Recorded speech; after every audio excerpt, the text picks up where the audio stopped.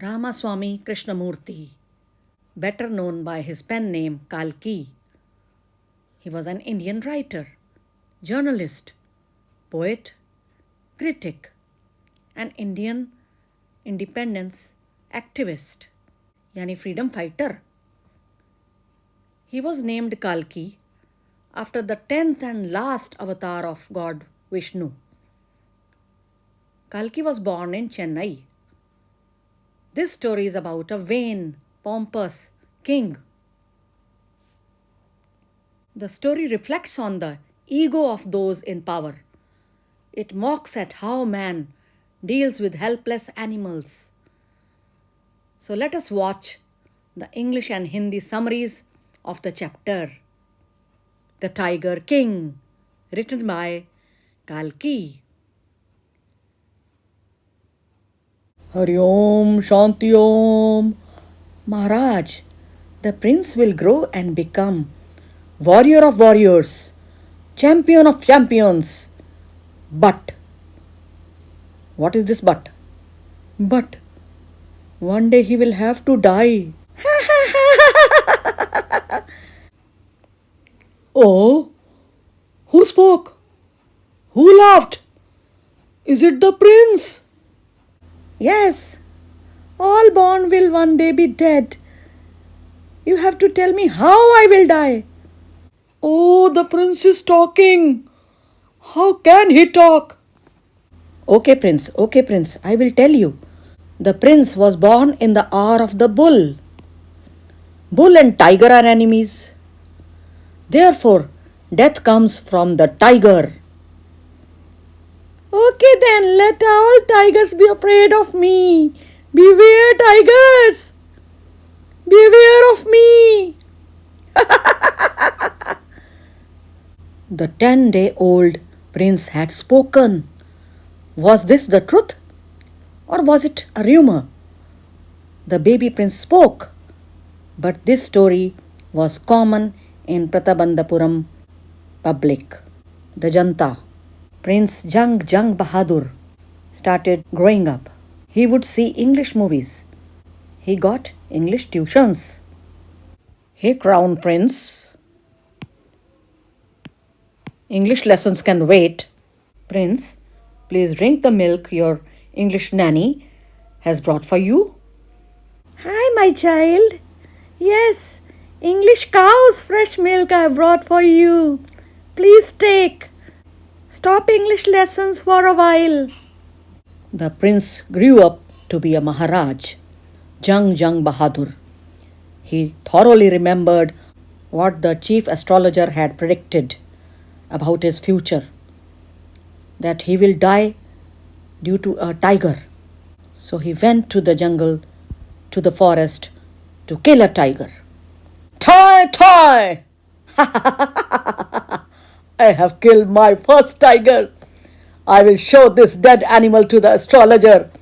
Now let us see what he says. No, Maharaja Jang. You keep killing tigers. Even 99 tigers. But the 100th tiger. Be careful of the 100th tiger, Maharaj. What if I killed the 100th tiger also? Then I will be safe. Then I will not die. Maharaj, I am telling you the truth. I am warning you about the 100th tiger. My warning is real. I will tear my all books, my astrology books. I will burn them. And I will cut my choti, the tuft of my hair. I will grow short hair. I will become an insurance agent. If my words go wrong. Dum dum dum. This is a public announcement from the king. Dum dum. Listen all public of Pratibandapuram. No one will kill a tiger from today onwards.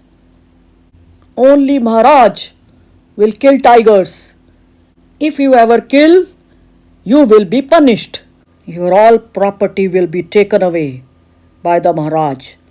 And also, during this time, the Maharaja will stop doing other works of the state because he will be killing tigers. Dum dama dum dum, dum dama dum dum. So now the Maharaja made a pledge of killing tigers. He started killing tigers. Sometimes he would have to fight the tiger with his bare hands, but he always won. One day, a British officer came to the palace. He wished to hunt tigers. No, hunt a boar, hunt a mouse, hunt a mosquito, but tiger? No. As per the rules, no. Oh, is it? That's very bad, very sad. So now the British officer sent a message through the Maharaja's Diwan. The Diwan said, Maharaj, please let the British officer get a photo at least, clicked with him standing on a dead tiger. No, no.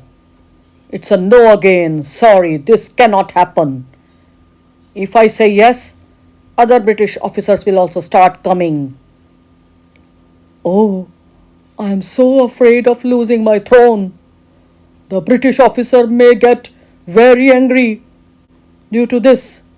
So Maharaja Jung sent 50 gem rings to the British officer's wife. 50 rings of 3 lakh rupees. He thought that she would select some of them and return the rest. But no, the wife took them all happily. Oh, thank you so much. Please thank the Maharaj from my side. Oh, so much money has been wasted on the rings. But thank God my kingdom is saved.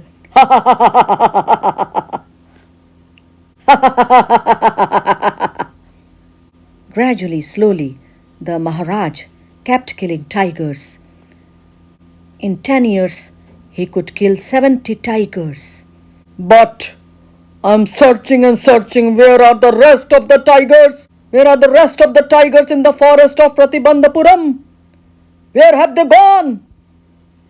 I need to kill 100 to save my skin, to save myself. Where are the tigers? Diwanji? Ji Maharaj? I have to kill 100 tigers.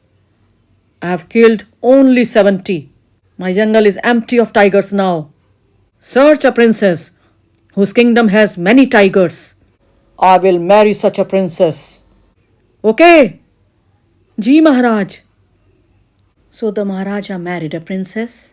He kept coming to the princess' kingdom, his wife's kingdom, to kill the tigers there. He killed many tigers in his wife's kingdom. 99 tiger skins were put on display. They were decorated on the wall of the reception hall of the king's palace. Sadly, now there were no tigers left, even in the jungle of his queen's kingdom.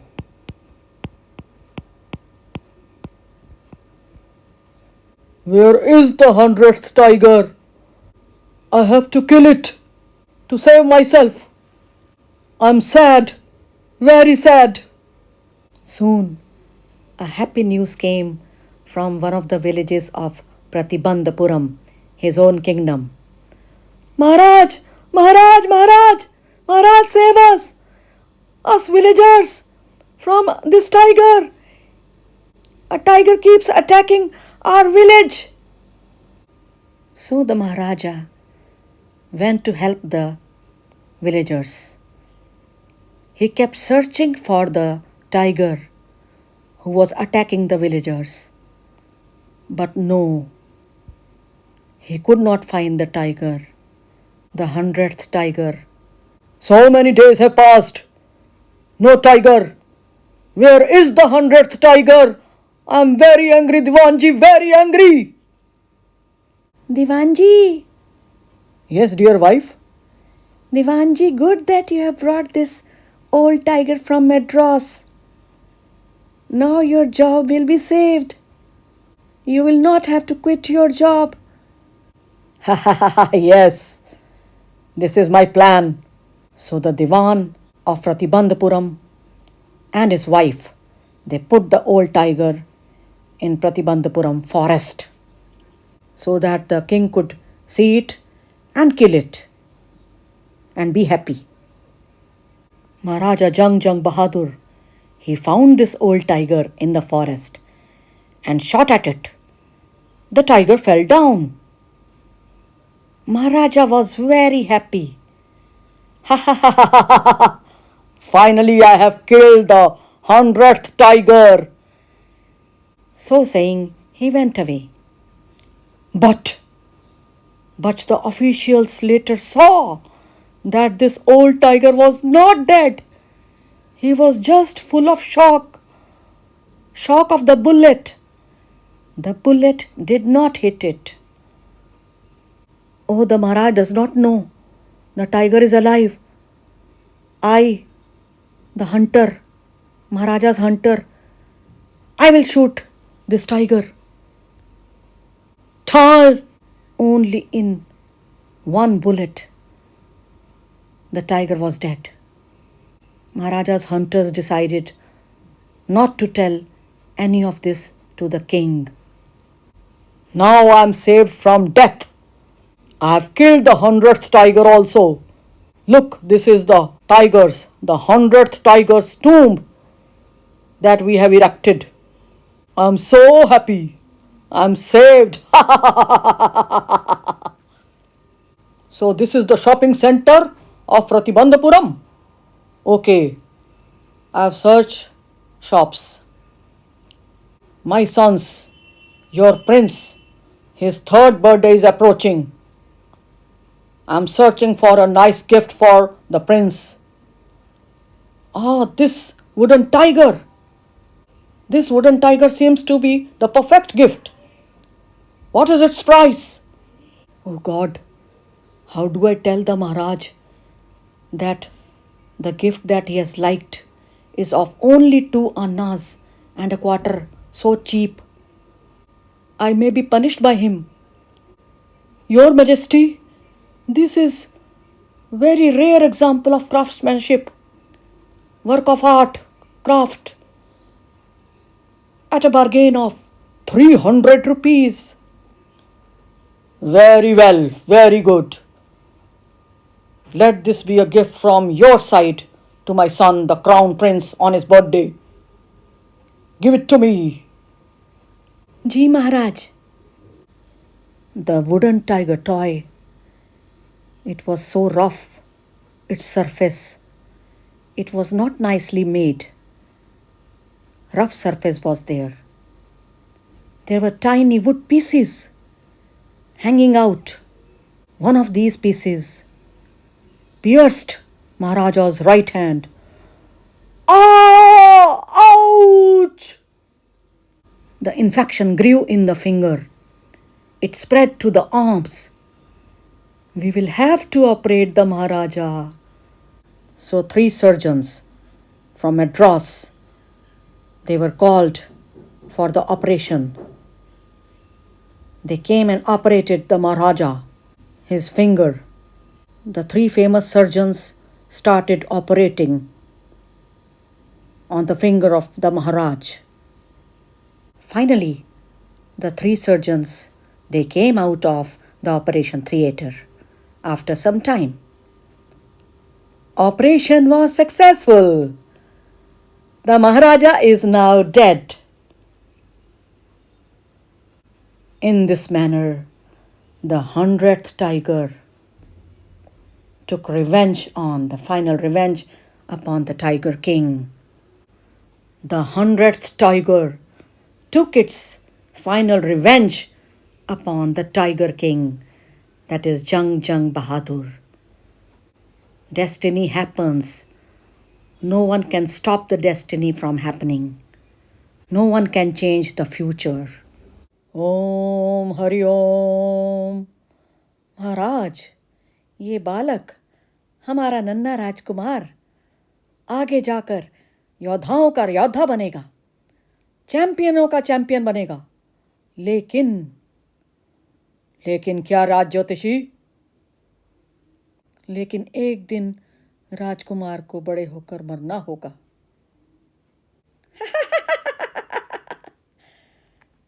अरे जो भी पैदा हुआ है वो तो मरेगा। तुम तो ये बताओ कि मैं कैसे मरूंगा। अरे अरे ये कौन बोला? ये कौन हंसा? क्या नन्हा राजकुमार बोला? ये कैसे संभव है? अच्छा तो फिर राजकुमार सुनो। राजकुमार ने बैल की दशा में, बैल के काल में जन्म लिया है। बैल और बाघ दोनों का वैर होता है, एक दूसरे के दुश्मन हैं दोनों, बैल और बाघ। इसलिए बाघ से मृत्यु योग है राजकुमार का। ओह, भागो, सचेत हो जाओ मुझसे। तुम मेरे काल क्या बनोगे? मैं तुम्हारा काल बनूंगा।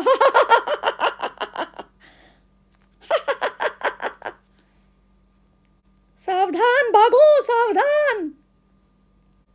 क्या ये सच था? क्या ये किंवदंती थी? कोई अफवाह थी? क्या बेबी प्रिंस सच में बोला था? लेकिन ये घटना प्रतिबंधपुरम के निवासियों में बहुत फैली हुई थी, प्रचलित थी। प्रिंस जंग जंग बहादुर बचपन में अंग्रेजी पिक्चरें देखते थे। उनको अंग्रेजी शिक्षा मिल रही थी। ओ प्रिंस, हमारे भावी राजा, English lessons can wait. English की पढ़ाई वेट कर सकती है। आपकी नैनी आकर गाय का दूध लाई है, इसे पीजिए। हाँ प्यारे प्रिंस, अंग्रेजी गाय का दूध लाई हूं मैं आपके लिए, इसे पीजिए। बड़ा होकर प्रिंस एक तंदुरुस्त महाराजा बना। उसे ज्योतिषी के शब्द हूबहू याद थे कि एक बाघ उसकी मृत्यु का कारण बनेगा। इसलिए महाराजा जंगल में गया। ठा ठा ठा।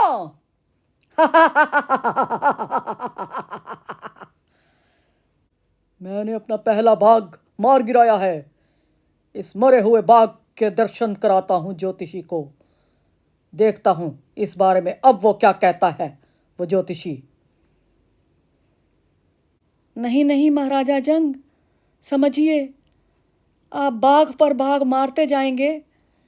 99 बाघ भी मार दो, किंतु 100वां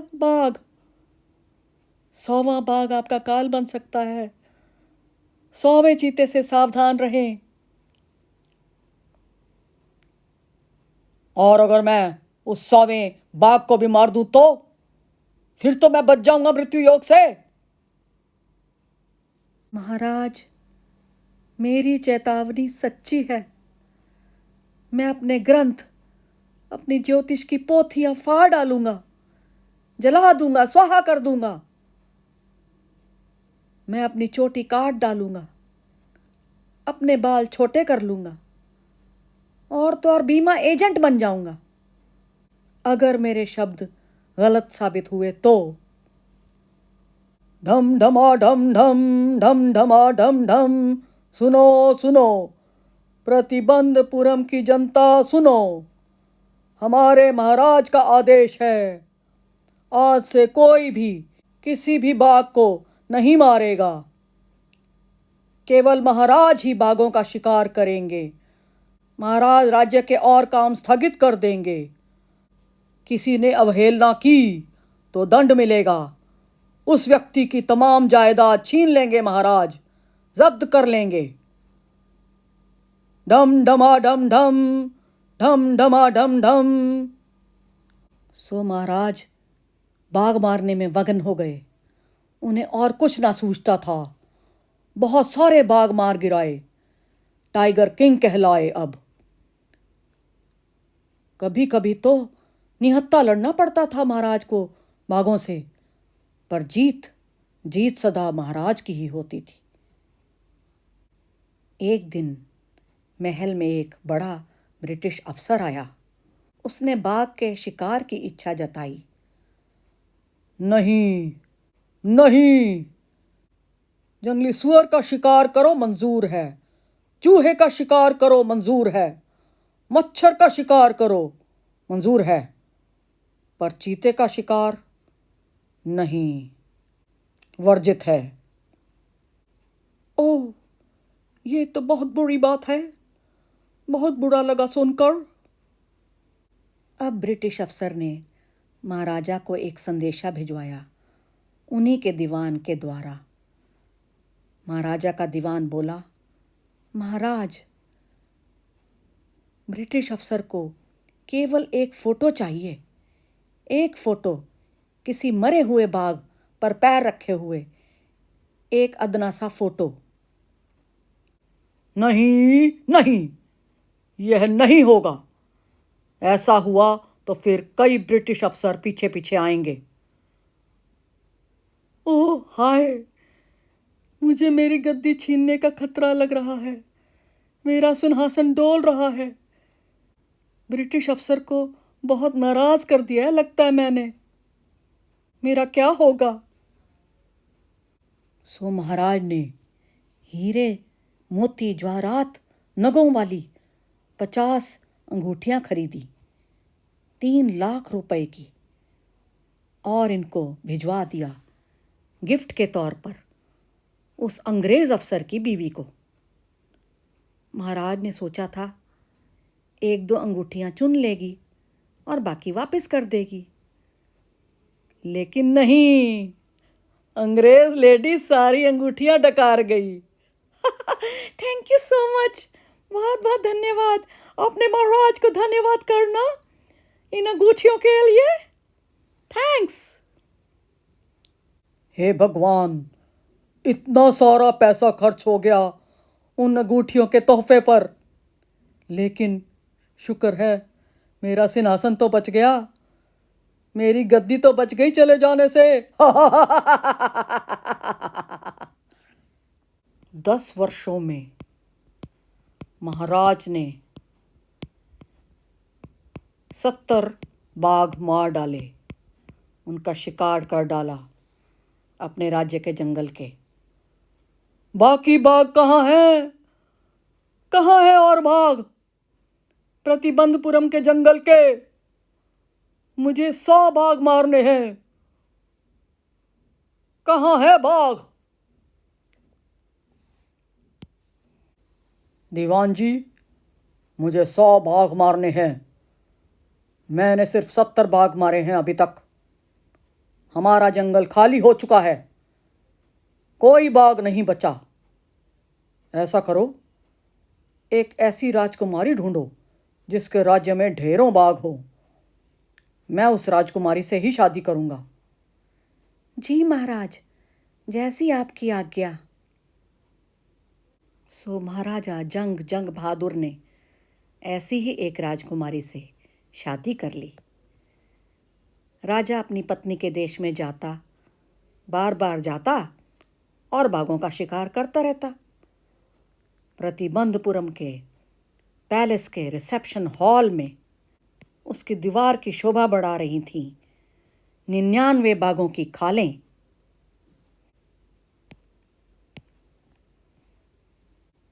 लेकिन अफसोस, अब महारानी के राज्य में भी बाघ ना बचे थे, सब खत्म, सबको मार गिराया था महाराजा जंग ने। कहाँ है आखिरी 100वां बाघ? 99 तो मार दिए मैंने, कहाँ है 100वां बाघ? मैं बहुत दुखी हूँ, बहुत दुखी हूँ। तभी प्रतिबंधपुरम के एक गांव से एक अच्छी खबर आई। महाराजा, महाराजा, दुहाई है महाराज, महाराज। क्या हुआ? महाराज, इस बाघ से हमें बचाइए, गांव में कह ढा रहा है ये, हमारी भेड़ें गायब हो रही हैं महाराज। सो महाराजा धीराज पहुंच गए मदद के लिए, लेकिन ढूंढने पर भी बाघ नहीं मिला। दीवान जी, इतने दिन बीत गए हैं, बाघ नहीं मिल रहा, आखिरी 100वां बाग कहाँ है? आखिर कहाँ है वो 100वां बाग? दीवान जी, मैं बहुत क्रोधित हूं, बहुत क्रोधित। दीवान जी, बोलो भाग्यवान। आपने बहुत अच्छा किया दीवान जी। ये बूढ़ा बाघ मद्रास से मंगाकर। यही तो मेरी गुप्त योजना है। तो दोनों, दीवान और उसकी बूढ़ी पत्नी, चुपचाप एक दिन छोड़ आए उस बूढ़े बाघ को प्रतिबंधपुरम के जंगल में। महाराजा को वही वाला बाघ मिल ही गया। महाराजा ने गोली चलाकर उसे ढेर कर दिया। ढाई। मैंने 100वां बाघ मार ही दिया।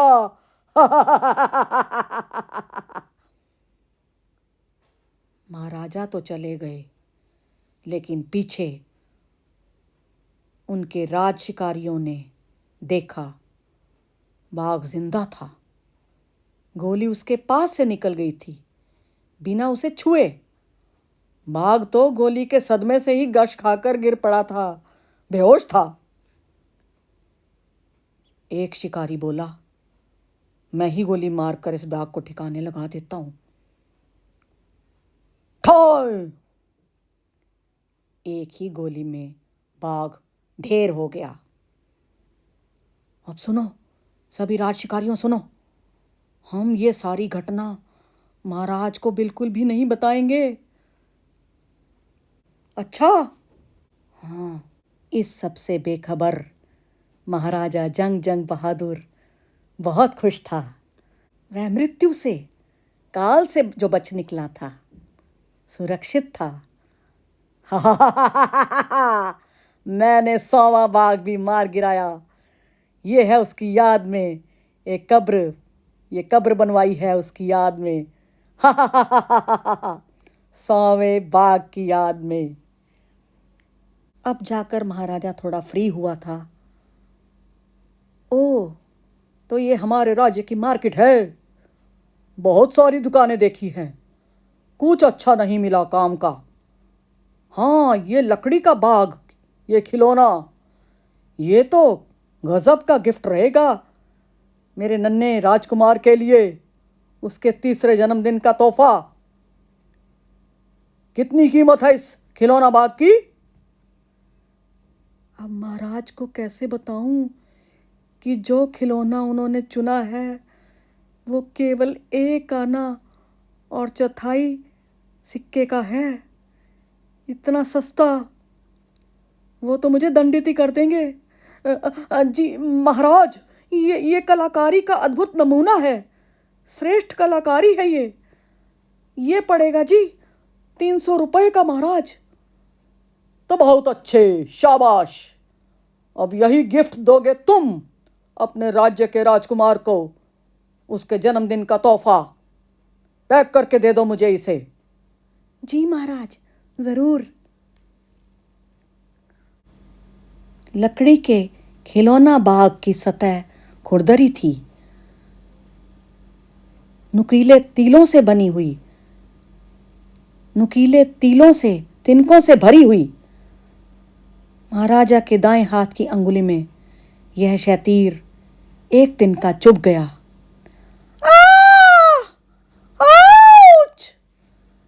महाराज ने तिनका निकाला और मगन खेलता रहा राजकुमार के साथ। घाव बढ़ता गया, उंगली सूजकर लाल हो गई, बाहों तक संक्रमण पहुंच गया। महाराजा के हाथ का ऑपरेशन करना होगा। सो मद्रास शहर से 3 निपुण सर्जन डॉक्टर बुलाए गए महाराज के ऑपरेशन के लिए। उन्होंने महाराज का ऑपरेशन किया। ऑपरेशन शुरू हो गया। कुछ देर बाद ऑपरेशन थिएटर खुला। तीनों सर्जन बाहर निकले। क्या बोले? ऑपरेशन सफल रहा, महाराज दुनिया में नहीं रहे।